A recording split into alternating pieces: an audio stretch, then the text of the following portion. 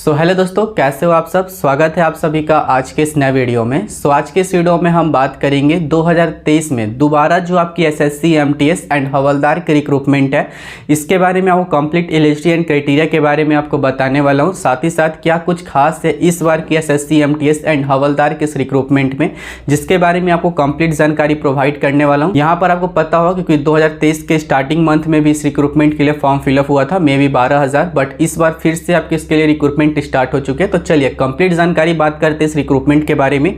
Video को last तक watch कीजिएगा।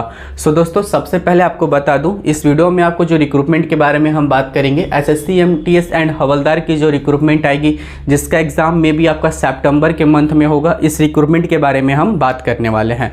सबसे पहले तो याद रखिएगा, इस रिक्रूटमेंट में जो टोटल अप्रोक्स वैकेंसीज आएगी, क्योंकि अप्रोक्स आपकी यहाँ पर एस्टिमेट करी जा रही है कि 10,000 तक आ सकती है, बट आपको बता दूं 10,000 तक तो नहीं आएगी, क्योंकि 2023 के स्टार्टिंग मंथ में, जनवरी के मंथ में भी इसके लिए फॉर्म फिलअप किया गया था। इसी कारण से हो सकता है कि कम इस बार वैकेंसी आए इस रिक्रूटमेंट में। तो अप्रोक्स मान के चलिए, तो अप्रोक्स आपको यहाँ पर 5,000 प्लस सीट पर आपकी रिक्रूटमेंट हो सकती है। अप्रोक्स बता रहा हूँ, इससे ज़्यादा होगी तो बहुत कम ही ज़्यादा होगी, बट कम भी हो सकती है, ठीक है। क्योंकि इससे पहले जो आपकी CHSL की रिक्रूटमेंट आई थी, अप्रोक्स आपका बताया जा रहा था कि 10,000 तक वैकेंसी आएगी, बट आया था 1,600, ठीक है। इसी कारण से आपको बता दूँ, तो इस बार भी हो सकता है कि वैकेंसी थोड़ा कम आए इस रिक्रूटमेंट में। चलिए बात करते हैं इसके अप्लाई डेट के बारे में। एग्जाम कैलेंडर में ऑफिशियल आपका डेट आपका लॉन्च किया जा चुका है। आप देख सकते हो 14 जून से आप इसके लिए ऑनलाइन अप्लाई कर सकते हो, 14 जुलाई तक आप इसके लिए अप्लाई कर पाएंगे। इसी के साथ आपको पता होगा कि एसएससी की वेबसाइट बहुत स्लो चलती है, तो एक आपको मैं प्रीफर कर देता हूं कि मोजिला फायरफॉक्स से आप फॉर्म को फिलअप करेंगे। इसी के साथ याद रखिएगा 14 जुलाई का आप यहाँ पर वेट नहीं करेंगे, 14 जून ऑनलाइन एप्लीकेशन स्टार्ट होता है, उसके जस्ट बाद से ही आपका जितना जल्दी हो सके आप इस रिक्रूटमेंट के लिए फॉर्म को फिलअप कर लीजिएगा। चलिए बात करते हैं इसके एग्जाम डेट के बारे में। तो एग्जाम डेट आप यहाँ देख सकते हो 1 सितंबर से लेकर के 29 सितंबर के बीच में आपका यहाँ पर रिक्रूटमेंट का जो एग्जाम होगा वो आपका ले लिया जाएगा। एग्जाम प्रोसीजर भी बताऊंगा, exam pattern and exam syllabus के बारे में भी हम बात करेंगे। बाकी बेसिक जानकारी हम बता देते हैं पहले। तो आप देख सकते हो जो एज लिमिट होगी इस रिक्रूटमेंट के लिए, याद रखिएगा जो आपकी एज जो है अप्रोक्स कैलकुलेट करी जा सकती है। ऑफिशियल नोटिफिकेशन आपके यहाँ पर 14 जून को आएगी, तो अप्रोक्स फिलहाल के मान के चलिए कि 1 अगस्त से, जो 1 अगस्त 2023 से आप इसके लिए जो रिक्वायरमेंट की एज है वो आपकी कैलकुलेट करी जाएगी। इसी के साथ 18 साल से लेकर के 25 साल तक कैंडिडेट अप्लाई कर सकते हैं। कुछ में भी समथिंग जो पोस्ट आती है उसमें 27 साल तक कैंडिडेट भी अप्लाई कर सकते हैं, क्योंकि यह मल्टीटास्किंग स्टाफ है। डिफरेंट टाइप की जो पोस्ट है उसमें आपके लिए यहाँ पर रिक्रूटमेंट रहती है, तो कुछ पोस्ट में 27 साल तक कैंडिडेट भी अप्लाई कर सकते हैं। इसी के साथ एज रिलेक्शन भी आपको इस रिक्रूटमेंट पे मिल जाएगा, क्योंकि यह सेंट्रल की वैकेंसी है। तो सेंट्रल में जो आपका सेंट्रल का एज रिलेक्शन का फॉर्मेट काम करता है वो आप यहाँ पर याद रखिएगा। ओबीसी के लिए 3 ईयर का एंड SC ST के लिए 5 ईयर का आपको यहाँ पर एज रिलेक्शन देखने को मिल जाएगा।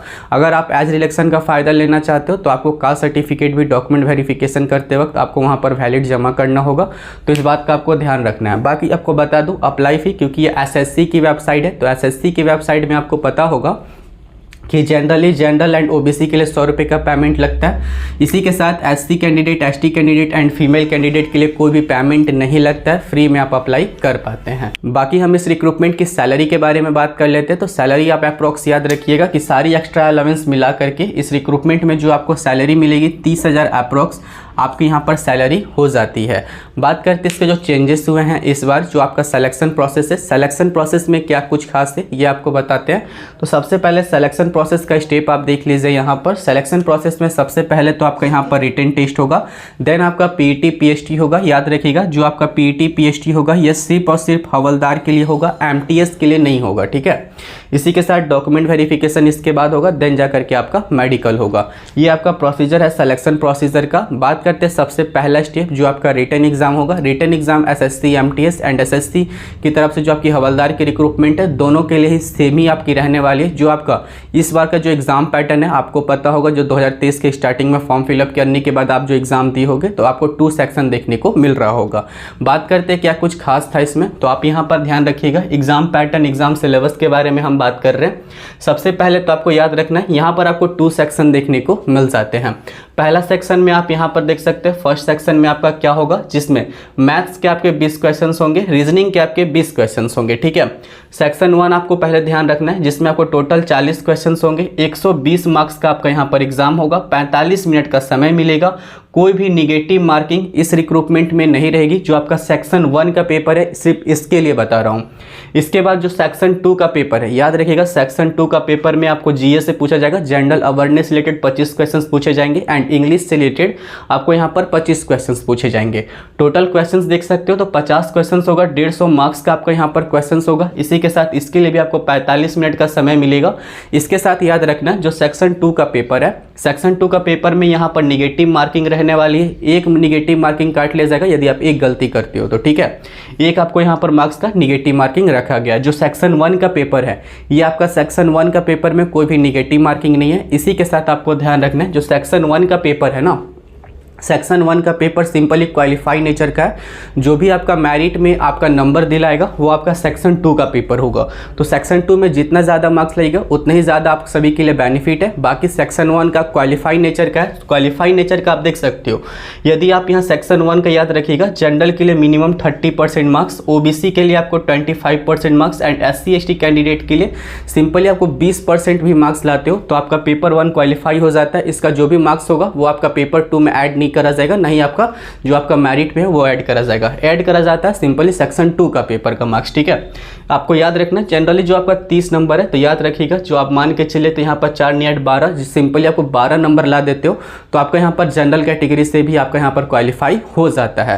तो ये बहुत ही ईजी एग्जाम है, तो आपको यहाँ पर ध्यान देखने को मिल जाएगा। चलिए बात करते हैं इसका जो पीटी एंड पीएचटी होगा, जो आपका सिंपली सिर्फ और सिर्फ हवलदार के लिए होगा। तो हवलदार के लिए देख सकते हो हमने लिख रखा है ओनली फॉर हवलदार। बाकी देख सकते हो जब आपका इसका रनिंग मान के चलिए या फिर वॉकिंग ही मान के चलिए, क्योंकि अब बहुत ईजी रनिंग होता है तो इसको हम वॉकिंग ही मान के चलते हैं। तो देख सकते हो वॉकिंग आपकी होगी 1.6 किलोमीटर की। जनरली आपका जो अगर कोई भी और रिक्वायरमेंट आती है उसमें आपको 1.6 किलोमीटर की रनिंग को 6.5 मिनट 5.5 मिनट में कंप्लीट करनी होती थी, तो वो आपका रनिंग होता था। बट इसमें आपका वॉकिंग है, याद रखिएगा 1.6 किलोमीटर की आपको वॉकिंग कंप्लीट करनी है। 15 मिनट का समय मिल जाएगा मेल कैंडिडेट के लिए। इसी के साथ फीमेल कैंडिडेट के लिए देख सकते हो 1 किलोमीटर का आपको यहाँ पर वॉकिंग होगा, जिसके लिए आपको टाइम मिल जाएगा फीमेल कैंडिडेट को 20 मिनट का, ठीक है। तो ये आपका बहुत ही इजी रहने वाला है रनिंग। इसी के साथ देख सकते हो जो आपकी हाइट होगी, हाइट देख सकते हो मेल कैंडिडेट के लिए 157.5 centimetre OBC, general and SC candidate के लिए होगा। इसी के साथ एसटी कैंडिडेट से बिलोंग करते हो तो 152.5 सेंटीमीटर एसटी कैंडिडेट के लिए हाइट की मेजरमेंट रखी गई है। इसी के साथ फीमेल कैंडिडेट के लिए देख सकते हो 152 centimetre general OBC and ST category के लिए। एसटी कैटेगरी के लिए 149 सेंटीमीटर देख सकते हो, 149.5 सेंटीमीटर आपकी हाइट है, तो आप यहाँ पर अप्लाई कर सकती हैं। चेस्ट की मेजरमेंट मेल कैंडिडेट के लिए होगी 81 to 86 सेंटीमीटर, तो आपको यहाँ पर कंप्लीट करनी 81 सेंटीमीटर आपका मिनिमम होना चाहिए, एक्सपेंड करके 86 सेंटीमीटर तक होना चाहिए। तो आपका जनरली जो हमने बात करी है रिटन एंड आपका जो पीटी पीएचटी होगा इसके बारे में। इसी के साथ आपको बता दूं जो आपका इसका रिटन होगा ना, रिटन का जो भी सिलेबस है, सिलेबस का पीडीएफ आपको हमारे टेलीग्राम चैनल पर मिल जाएगा। इंडियन राज टेक करके हमारा टेलीग्राम चैनल है, जा करके ज्वाइन कर सकते हो, जहाँ पर आपको इस रिक्रूटमेंट की जो पीडीएफ है सिलेबस का वो आपको देखने को मिल जाएगा। तो चलिए आज तक के लिए इतना ही। बता दूं 14 जून से इस रिक्रूटमेंट के लिए आप ऑनलाइन अप्लाई कर सकते हो। तो ऑनलाइन अप्लाई जब से स्टार्ट होता है तो आपको सेकंड चैनल यानी इंडियन राज टेक वाले ही चैनल पर इस रिक्रूटमेंट के लिए कैसे अप्लाई कर पाएंगे इसका भी स्टेप बाय स्टेप प्रोसीजर देखने को मिल जाएगा, तो आप उस चैनल को भी सब्सक्राइब कर सकते हो। सो चलिए आज तक के लिए इतना ही। वीडियो पसंद आए तो वीडियो को लाइक करने के साथ चैनल पर नए हो दोस्तों तो चैनल को सब्सक्राइब कर लीजिएगा। मिलते हैं नेक्स्ट वीडियो में, तब तक के लिए जय हिंद।